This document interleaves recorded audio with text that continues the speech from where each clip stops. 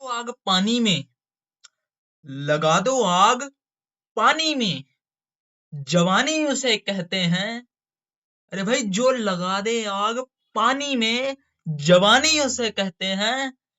छीन लो सिलेक्शन साहब, कहानी उसे कहते हैं, कहानी उसे कहते हैं। इसी के साथ देवियों और सज्जनों, आप सभी का इस वीडियो में स्वागत करता हूं। मेरे प्यारे भाइयों और बहनों, अगर आपने भी सपना बना लिया है, मन बना लिया है एनडीए खड़कवासला जाने का, तो आपके लिए ये वीडियो बहुत ही ज्यादा बेनिफिशियल होने वाली है।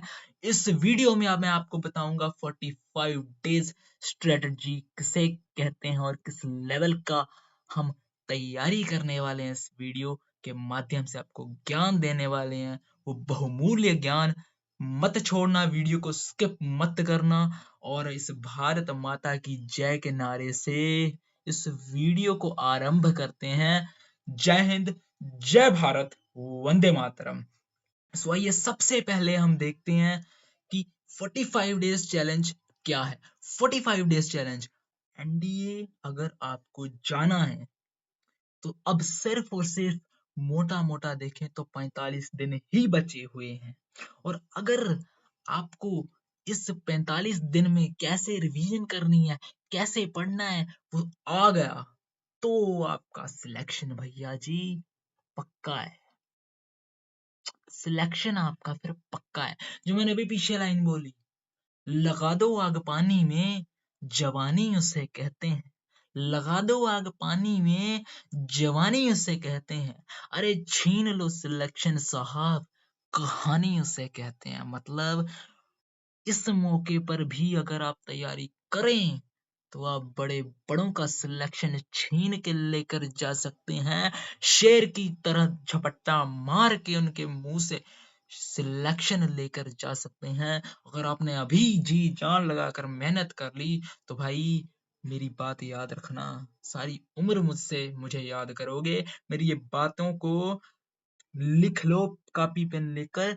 मैं जो आज बताने वाला हूँ बहुत बहुमूल्य ज्ञान है। 45 दिन बचे हैं एनडीए के एग्जाम को। सिलेबस देख लिया जाए तो दो तरह के बच्चे होंगे। एक ने सिलेबस कर लिया होगा अपना 100%, कर लिया होगा कईयों ने, भाई हैरान होने की जरूरत नहीं है। कईयों ने 100% कर लिया होगा, कईयों का 80% हुआ होगा, एक महीने में उनका भी हो जाएगा। और कई जो मेरे भाई बहन जिन्होंने बिल्कुल भी 20-30% किया सिलेबस और शुरू ही नहीं किया, उनके लिए भी बताऊंगा।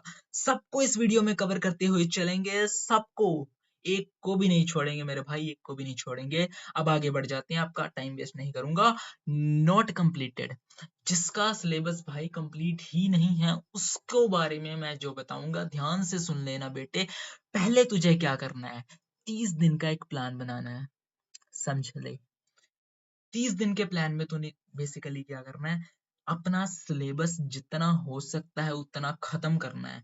30 दिनों के अंदर अंदर तू ऐसा नहीं करेगा बेटे कि मैं मैथ भी करूंगा, ज्योग्राफी की भी करूंगा, पॉलिटी भी करूंगा, अपने साइंस, फिजिक्स, केमिस्ट्री, बायो सब कुछ करूंगा। नहीं करना, गलती कर रहा है भाई, यहीं पर गलती कर रहा है। तुझे मैथ्स पर फोकस करना है। मैथ्स के जो हाईली वेटेड चैप्टर हैं, इसकी वीडियो मैंने पहले से बना दी है।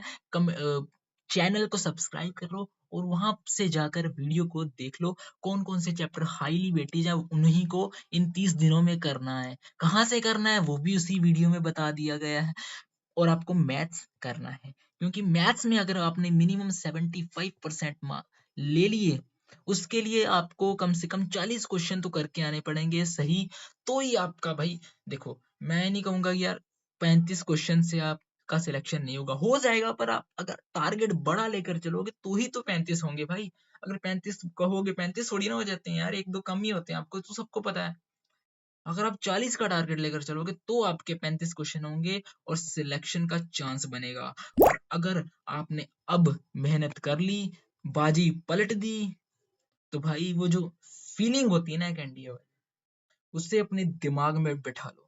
आंखें बंद करो, इमेजिनेशन करो कि आपका क्लियर हो गया, एसएसबी में बैठे हो, सारे मोहल्ले में लड्डू बंट रहे हैं। फीलिंग फीलिंग को अपने दिमाग के अंदर बिठा लो और अब शुरू हो जाओ, क्योंकि यही है आरंभ की घड़ी।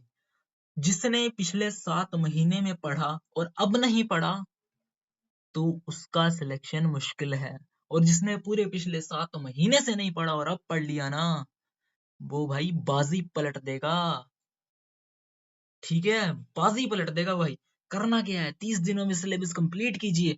अगर आपका सिलेबस हो चुका है तो सिलेबस हो चुका है, तो भाई आपको सिर्फ और सिर्फ रिवीजन करनी है। आगे बताऊंगा रिवीजन भी कैसे करनी है।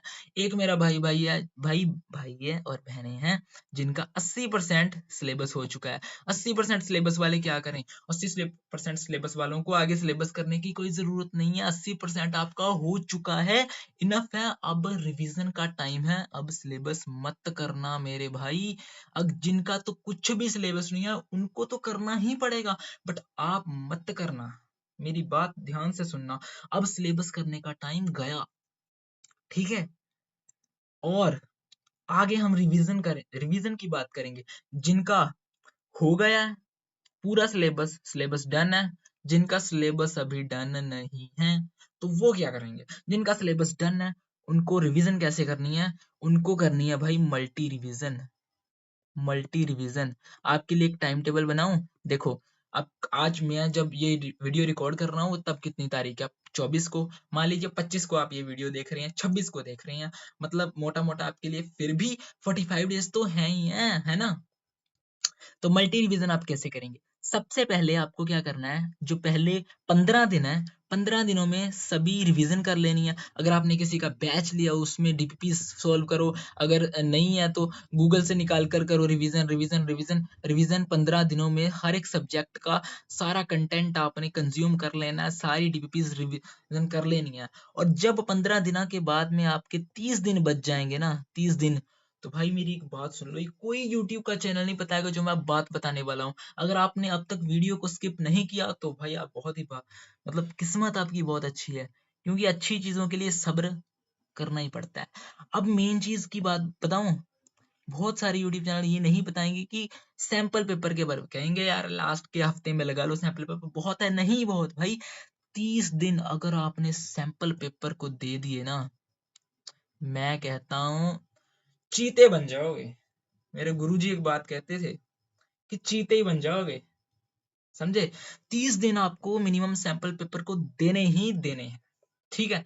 ये हमारे हो गए जिनका सारा सिलेबस 100% कवर हो गया है, 80% कवर हो गया है। उसके बाद हम आ जाते हैं जिनका सिलेबस हुआ ही नहीं है, उनको रिवीजन कब करनी है। पहले 30 दिन तो मैंने आपको बताया कि आपको अपने सिलेबस कवर करने में लगा देने हैं। उसके बाद जो आपके 15 दिन बचेंगे, 15 दिन में से आपको 7 दिन फिर से रिवीजन करनी है, और बाकी बचे हुए 7 दिन में आपने सैंपल पेपर लगाने हैं। मैं ये नहीं कहता कि ये इनफ है, इनफ तो भाई ये देखो, इनफ तो जो जिनका 100% हो चुका उनके लिए भी नहीं है। 120 नंबर का पेपर आता है, इनफ तो हो ही नहीं सकता। जब तक फुल नहीं आते तब तक इनफ नहीं है। बट फुल किसको लेने हैं भाई, आज तक इतिहास उठाकर देख लो एनडीए का, किसी के फुल आए हैं, नहीं आए भाई। दिमाग का खेल है ये सब कुछ। जो ये खेल खेलना जान गया उसका एनडीए क्लियर है, समझो। और जो मैंने ये आपको यहाँ पर बातें बता दी हैं, वो बड़े से बड़ा यूट्यूब चैनल नहीं बताएगा आपको। ये डीप बातें अगर आपने इनका पालन कर लिया तो भाई आपका 100% क्लियर है। अगर आपने इन चीजों का पालन किया, मेरी बात सुनो। कई बच्चे कहते हैं हम कितना पढ़े दिन में, भाई वैसे तो मैं ये नहीं कहूंगा कि 10-10 घंटे पढ़ो, 12-12। यार देखो जितनी आपकी कैपेसिटी, कितना एक महीने में कितना बढ़ा लोगे, पर मैं मिनिमम बताऊं 7 घंटे तो चाहिए। अगर मेरी बातों को आप डेली फॉलो करोगे, 7-7 घंटे मिनिमम पढ़ोगे, मैक्सिमम तो आपकी अपनी चॉइस है, आप 12 भी पढ़ो, आपको समझ आना चाहिए बस। जब समझ आना बंद हो गया फिर भी पढ़ रहे हो तो उसका क्या फायदा, मेरी बात सुनो। फोकस से पढ़ना है और ज्यादा से ज्यादा सिलेबस कवर करना है आपको इस समय में, और वक्त पलट के दिखाना है, ये मेरी बात ध्यान से सुन लेना। और एक बात बताऊं, अगर आप पूरे साल में कंसिस्टेंट रहे ना रहे और इस महीने में कंसिस्टेंट रह गए तो भाई सिलेक्शन जरूर लाओगे। और जब सिलेक्शन आएगा ना तो वीडियो के नीचे कमेंट कर देना, दिल भेज देना। और अगर वीडियो अच्छी लग रही हो ना अब तक भी तो लाइक कर लेना, क्योंकि आपका सपना ये है इस तिरंगे को लहराना, ऑफिसर बन के अपने देश की सेवा करना। और इस सपने को पूरा कौन करेगा?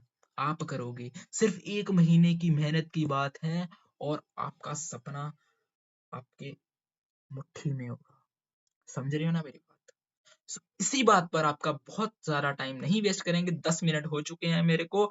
और इसी बात पे चैनल को अगर आप चाहें तो सब्सक्राइब कर लें, अगर नहीं चाहें तो आपकी मर्ज़ी, बट लाइक ज़रूर कर देना, हमें मोटिवेशन मिलेगा। और अगर देखो लाइक कर दिया ना, मैं लाइक एम रखूँ?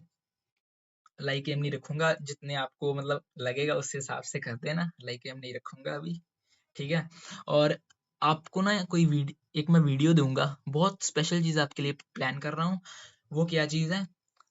जब पेपर को 15 दिन बच जाएँगे ना, 15 दिन बच जाएँगे तब मैं एक पेपर कैसे करना है उसकी एक स्ट्रैटेजी निकालूँगा। वो स्ट्रैटेजी आप देख के जाना।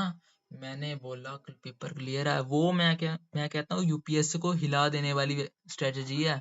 उससे आपने अगर पेपर किया तो पेपर क्लियर हो जाएगा, गारंटी के साथ है। बस उससे पहले जो मैंने ये बोला वो चीजें आपको रिवाइज कर लेनी है। और इसी के साथ हम आपसे विदाई लेते हैं। तब तक के लिए जय हिंद, जय Bharat, stay motivated, keep learning and do hard work.